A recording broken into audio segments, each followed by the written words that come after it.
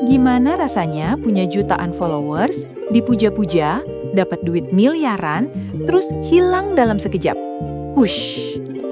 Dari private jet ke rompi oranye, dari ratu penjual ke denda 3 triliun rupiah, dari by sister ke 3 juta subscriber lenyap dalam hitungan hari.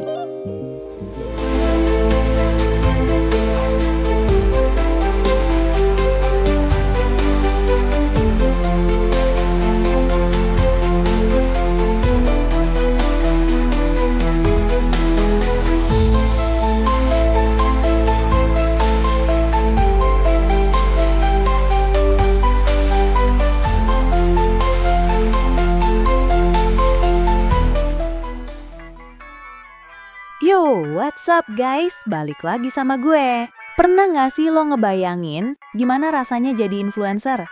Followers jutaan, endorsement ngalir deras, setiap postingan bisa jadi duit. Kelihatannya hidup mereka itu perfect banget kan? Tapi, di balik filter Instagram dan video TikTok yang ceria, ada sisi gelap yang jarang kelihatan. Dunia influencer itu kejam guys. Satu kesalahan fatal, satu skandal yang meledak bisa meruntuhkan kerajaan digital yang dibangun bertahun-tahun dalam sekejap mata. Fenomena ini sering disebut cancel culture. Tapi kejatuhan seorang influencer itu jarang banget terjadi karena apes. Seringnya itu adalah bom waktu yang mereka pasang sendiri. Skandal yang meledak biasanya adalah sisi gelap dari brand image yang mereka bangun. Persona yang bikin mereka terkenal, tapi didorong sampai ke titik paling toksik, bahkan ilegal. Hari ini kita bakal spill the tea soal 5 kisah kejatuhan influencer paling dramatis. Dari panggung dunia sampai panggung Asia. Kita akan bedah kasus Logan Paul, James Charles, Indra Kents, Nilova, dan Via. So grab your popcorn, this is gonna be wild. Kisah pertama, kita mulai dari salah satu OG-nya kontroversi YouTube, Logan Paul. Sebelum namanya identik sama drama, Logan Paul itu raja konten digital. Karirnya meroket dari aplikasi video 6 detik, Vine. Pas Vine tutup, dia pindah ke YouTube dan bangun sebuah imperium. Channel vlognya punya basis fans masif yang disebut Logang. Brand image-nya, seorang maverick, liar, suka bercanda, dan selalu nantang batas. Persona ini laku keras. Dia dapat kontrak dari Pepsi, HBO, bahkan main film. Kayaknya nggak ada yang bisa ngalahin dia. Tapi, semuanya berubah pada Desember 2017. Logan lagi di Jepang buat bikin vlog. Dalam upaya nyari konten yang serem dan edgy, dia bikin keputusan fatal. Ngunjungin hutan Aokigahara, lokasi yang terkenal sebagai tempat bunuh diri. Tanggal 31 Desember, dia nge-upload video yang bakal ngancurin reputasinya. Di video itu, dia dan teman-temannya nemuin mayat seorang pria yang gantung diri. Bukannya matiin kamera, Logan justru terus ngerekam. Dia nunjukin mayatnya, sambil ngelontarin lelucon yang super nggak pantas. Momen paling cringe, pas temennya bilang nggak enak badan, Logan jawab, "Apa? Lu belum pernah berdiri di sebelah orang mati?" Terus ketawa. Internet meledak. Reaksinya bukan lagi kritik, tapi tsunami amarah global. Logan dicap menjijikkan. Aktor Aaron Paul nge-tweet, "Pergi, membusuklah di neraka." YouTube akhirnya ngambil tindakan tegas. Mereka nyopot channel Logan dari program iklan premium, dan semua proyek filmnya ditunda. Dalam sekejap, sumber duit utamanya lenyap. Logan Paul resmi di-cancel. Tapi, ini dia plot twist paling gila. Kejatuhannya justru jadi katalisator. Dia nggak bisa lagi ngandelin vlog, jadi dia pindah ke arena baru, tinju. Pertandingannya lawan KSI dan Floyd Mayweather ngasilin jutaan dolar. Terus dia gabung WWE, jadi juara. Dan puncaknya, dia collab sama mantan rivalnya KSI, bikin minuman energi Prime yang penjualannya lebih dari 1 miliar dolar. Ironisnya, di-cancel malah bikin dia jadi lebih kaya daripada sebelumnya.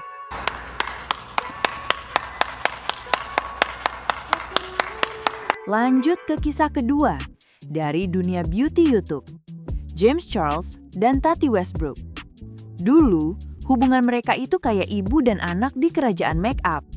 Tati, seorang veteran, jadi mentor buat James yang waktu itu masih remaja. James, di sisi lain, adalah anak ajaib. Popularitasnya meledak sampai jadi wajah pria pertama buat CoverGirl dan jutaan fansnya dia sapa Sisters. Drama epik ini dipicu sama sesuatu yang sepele, vitamin rambut. April 2019, pas di Coachella, James ngepost Instagram story promosiin Sugar Bear Hair. Masalahnya, Sugar Bear Hair itu kompetitor langsung dari merek suplemen punya Tati, Hello Beauty. Bagi Tati, ini pengkhianatan besar.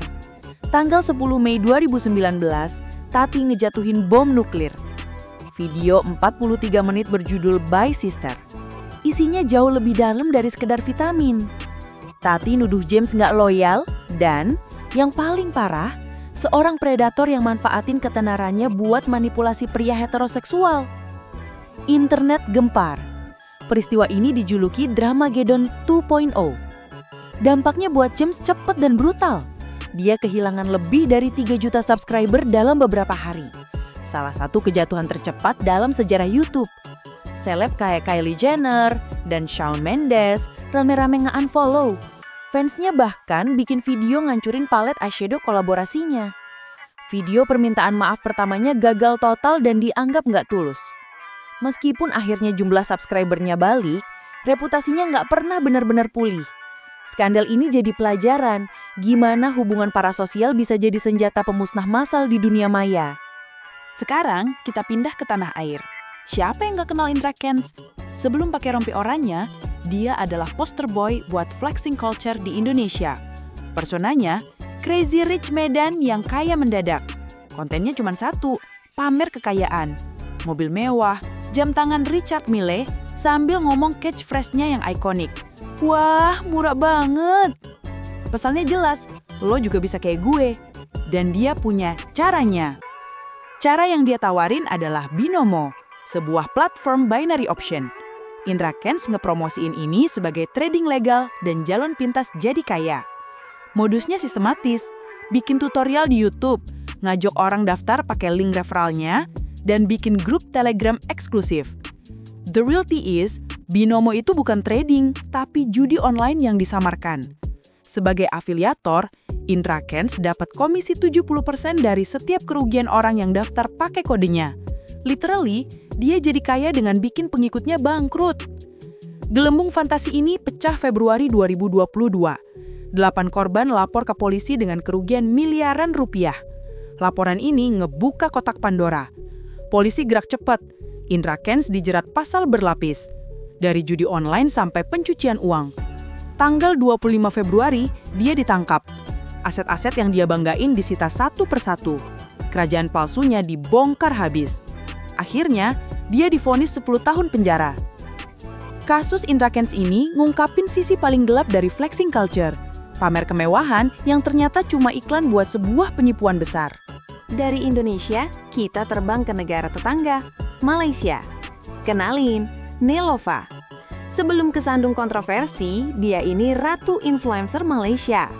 Ikon hijab, pengusaha sukses di balik merek Neelofa, dan TV host karismatik. Pokoknya panutan banget deh. Semuanya mulai berantakan pas pandemi COVID-19. Saat Malaysia nerapin lockdown super ketat, Neelofa dan suaminya justru berkali-kali ngelanggar aturan. Pertama, nikahannya nggak pakai jaga jarak. Kedua, nekat bulan madu ke Langkawi dengan alasan kerja, padahal perjalanan lintas negara dilarang. Ketiga, seolah nggak kapok, mereka kepergok belanja karpet di negara bagian lain. Pelanggaran berulang ini bikin publik Malaysia murka. Neelofa dianggap arogan dan kebal hukum. Muncul tuduhan standar ganda, di mana selebriti bisa lolos, sementara rakyat biasa dihukum berat. Puncaknya, muncul petisi online yang nuntut dia dipenjara dan ditandatangani puluhan ribu orang. Akhirnya, dia dan keluarganya didenda total 60.000 Rm atau sekitar 200 juta rupiah. Meskipun udah minta maaf, citranya sebagai panutan udah tercoreng parah. Kasus ini jadi simbol frustasi publik terhadap privilege kaum elit di tengah krisis nasional. Terakhir, kita ke China. Di dunia e-commerce China yang super kompetitif, ada satu nama yang dianggap Dewi, Huang Wei alias Via. Dia adalah live streamer nomor 1, sang ratu penjualan yang bisa menjual apa saja di platform Taobao. Kekuatannya legendaris. Dalam satu malam, dia bisa jual barang senilai 1,3 miliar dolar. Bahkan, dia pernah jual jasa peluncuran roket seharga 6 juta dolar. Kejatuhan VIA terjadi dengan cepat dan brutal. Desember 2021, di tengah kampanye kemakmuran bersama Presiden Xi Jinping, otoritas pajak China ngejatuhin palu godam. VIA dituduh ngemplang pajak. Gak main-main, dia dituduh nyembunyiin pendapatan buat ngindarin pajak sebesar 100 juta dolar. Hukumannya, denda yang mecahin rekor, 1,34 miliar yuan atau sekitar 210 juta dolar.